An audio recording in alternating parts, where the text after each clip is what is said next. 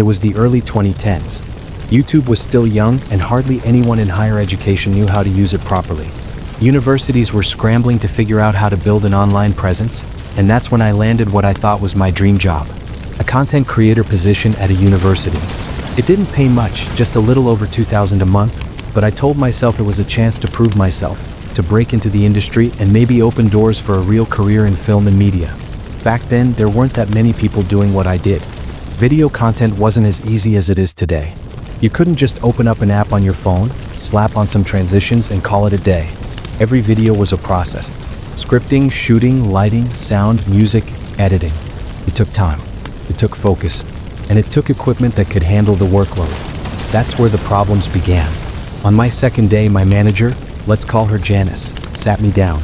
She was smiling like she had just given me the keys to a golden future. Then she slid a paper across the desk. "Here's your KPI," she said with this syrupy sweetness in her voice. I picked it up and read it, thinking I had misread. 85 videos, between 3 and 10 minutes each, all within 52 weeks. My heart dropped.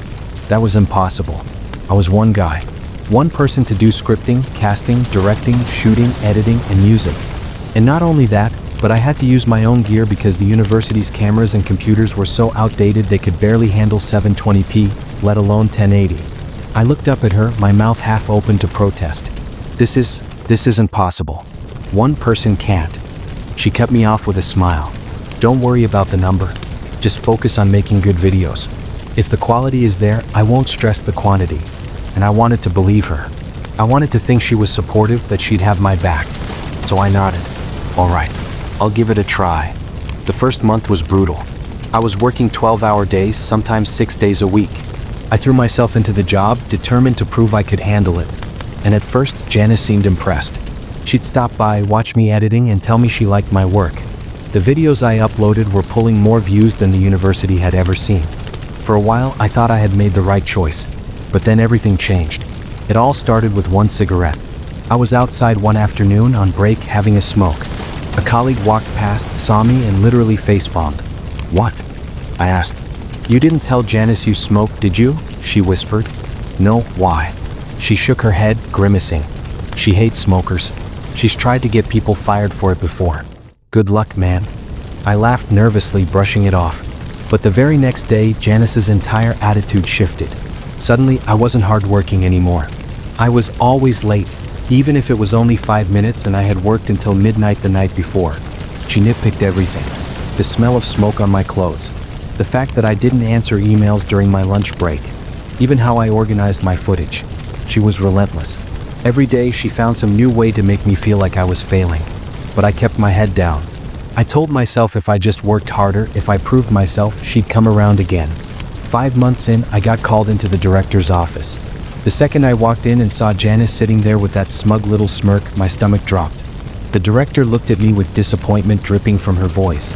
"We're halfway through the year and you've only completed 30 videos. That's not even close to your KPI of 85. I tried to explain. I told her about the endless overtime, the fact that I was a one-man army, that my videos were pulling in the best numbers they'd ever seen. And I reminded her that Janice herself had said quality mattered more than quantity. But Janice cut me off, snorting like she couldn't believe a word I said. "We'll find a professional production house to finish the job. Someone who can actually handle it." I wanted to scream. My fists clenched under the table. My heart was pounding so hard it felt like it might burst out of my chest. The director gave me one last cold line. "You don't need to worry. Janice will handle it." And then it hit me. They thought they could just replace me. That they could throw me out like garbage and somehow magically finish 85 videos by hiring strangers. But here's the thing. I was the only one in that office with any contacts in the production industry. I was the one who built the database of production houses they'd need. Janice didn't know anyone. She didn't have the faintest clue how to run a shoot without me.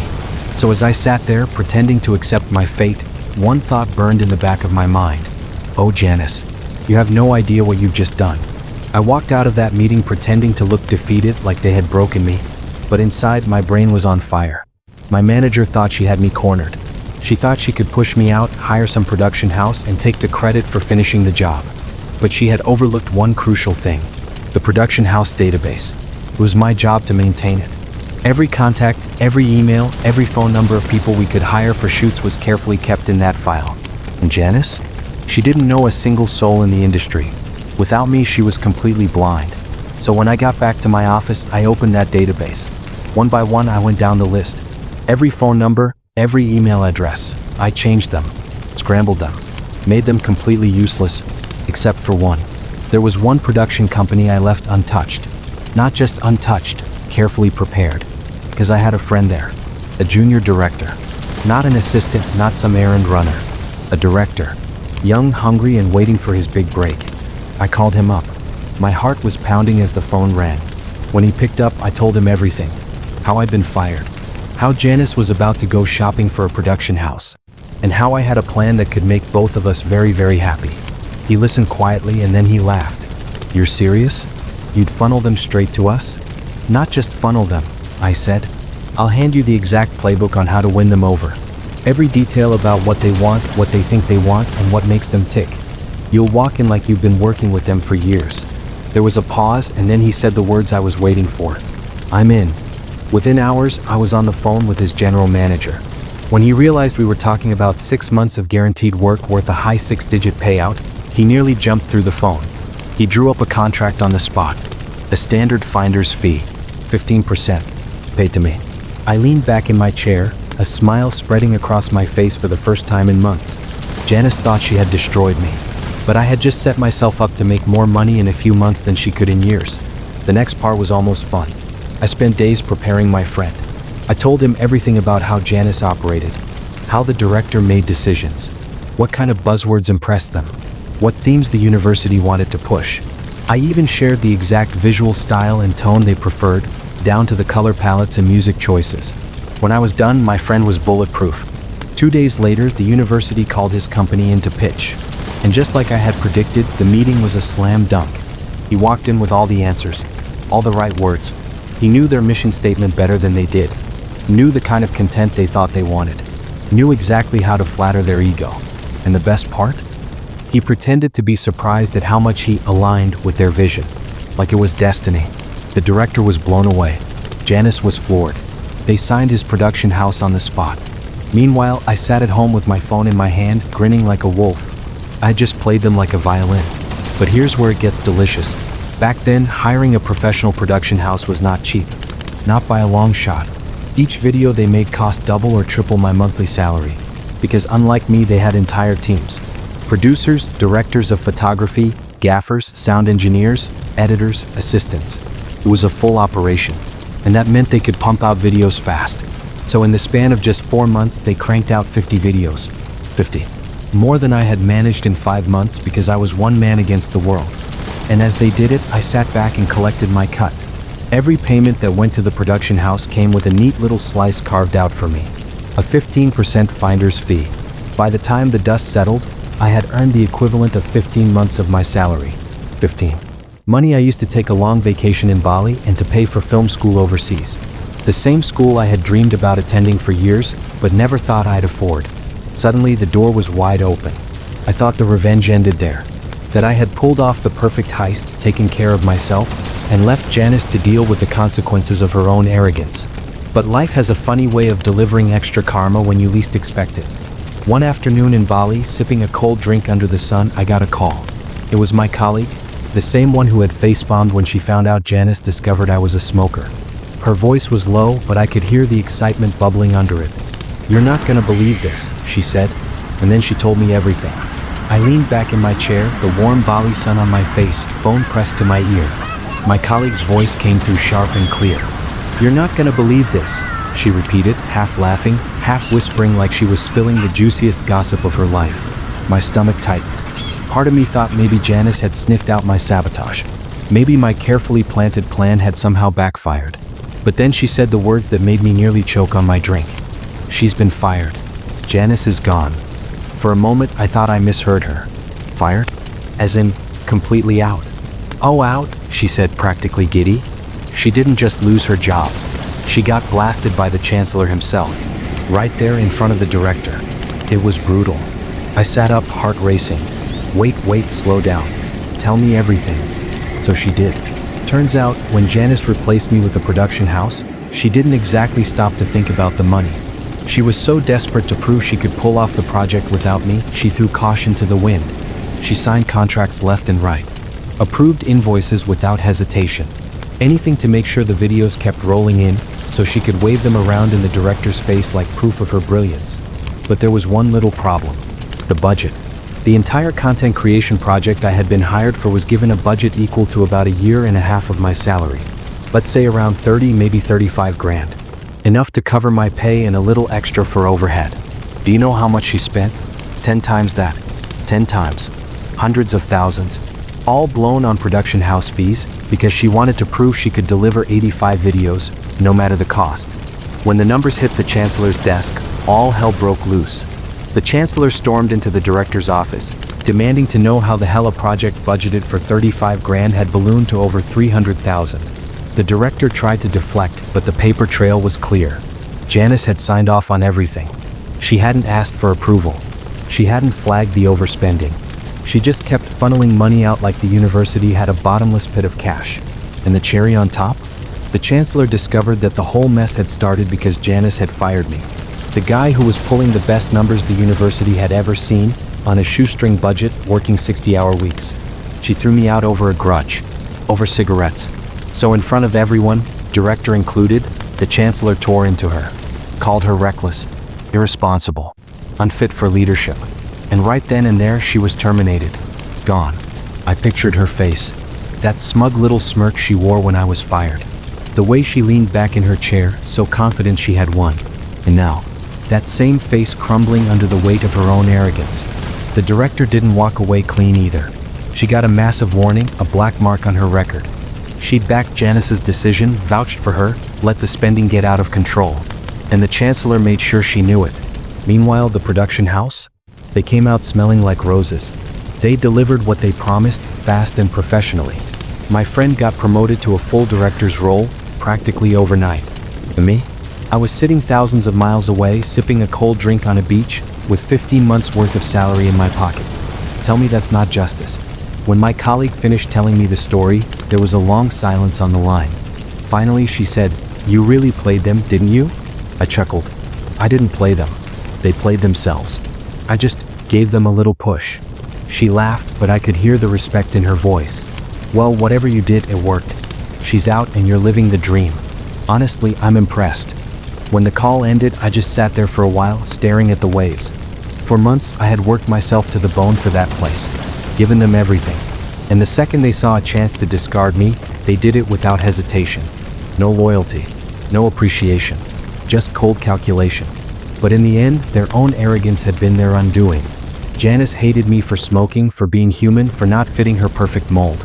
She thought she could bully me, push me out, and replace me with someone better. Instead, she destroyed her own career. The director thought she could treat me like I was disposable. Like my hard work meant nothing compared to a line on a KPI sheet. Instead, she nearly lost her own position and her reputation was shredded. And me? I walked away with money, connections, and the freedom to pursue my real dream. If that's not karma, I don't know what is. Even now, years later, I still think about it sometimes. About the look on her face in that meeting when she told me they'd find a professional production house. The smugness in her voice. The way the director dismissed me like I was nothing. And I smile. Because I know how the story ended. They thought they had destroyed me. But in reality, they destroyed themselves. And I didn't just survive. I thrived. The sun dipped lower on the horizon, streaking the Bali sky with orange and gold. I set my phone down on the table and just sat there, letting it all sink in. Janice was gone. The director was humiliated. And me? I wasn't just free, I was ahead. I thought back to those endless nights I had spent hunched over a screen, editing until my eyes burned, churning out videos like a machine. Nights when my phone buzzed with emails at midnight, demanding changes, demanding more, demanding everything. And I gave it all because I believed it would matter. But in the end, it hadn't mattered to them.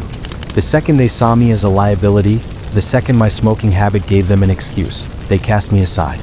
No warning, no discussion, just gone. They used to haunt me. But now, sitting there in the glow of a Balinese sunset, I realized something. They hadn't cast me aside because I was weak. They cast me aside because I was strong. Because I had built something so good, so effective, that they were desperate to prove they could do it without me. And in trying to prove it, they destroyed themselves. That was the sweetest part. I raised my glass to the waves and whispered almost to myself, "Here's to you, Janice. I hope the cigarettes were worth it." I laughed out loud and a couple at the next table looked over. I didn't care. For the first time in months, I felt light, free, vindicated. It's funny, isn't it? We grow up hearing that revenge is toxic, that we should just forgive and move on, that living well is the best revenge. And maybe for some people that's true. But for me, living well and watching the people who wronged me crumble under the weight of their own arrogance, that was the real prize. Because I didn't lift a finger. I didn't yell, I didn't fight, I didn't plot some elaborate takedown. All I did was step back, collect my severance, and watch. They wrote their own ending. Sometimes that's the thing about revenge. You don't have to throw the punch. You just have to let people be who they are. And when who they are is toxic, arrogant, and reckless, the universe does the rest. Months later, I checked in with my colleague again. She told me the director was still walking around like a ghost, trying to salvage her reputation. She hadn't been fired, but she'd lost credibility. Nobody trusted her anymore. Every project she touched was scrutinized to death. As for Janice, she had vanished. No job in sight. No one wanted to touch her after the scandal. She'd burned every bridge she had. Meanwhile, my former videos, the ones I'd poured myself into, were still racking up views, still bringing in students, still proving that I had been right all along. And me? I'd moved on, built new projects, found clients who valued me, lived life on my terms. That's the part they never understood. When they fired me, they thought they were ending my career. But all they really did was free me. They thought they'd taken away my future. Instead, they handed me the freedom to chase it on my own terms. And best of all, they got what they deserved. So if you're listening to this, sitting at your desk late at night, feeling unappreciated, wondering if your hard work even matters, let me tell you this, it matters. Maybe not to the people who are using you. Maybe not to the bosses who take you for granted. But it matters. Because one day they'll underestimate you. One day they'll think they can push you aside, replace you, erase you. And when that day comes, don't fight. Don't beg. Don't burn yourself out trying to prove your worth. Step back. Collect your check. And watch. Because people like that, they always destroy themselves. All you have to do is let them.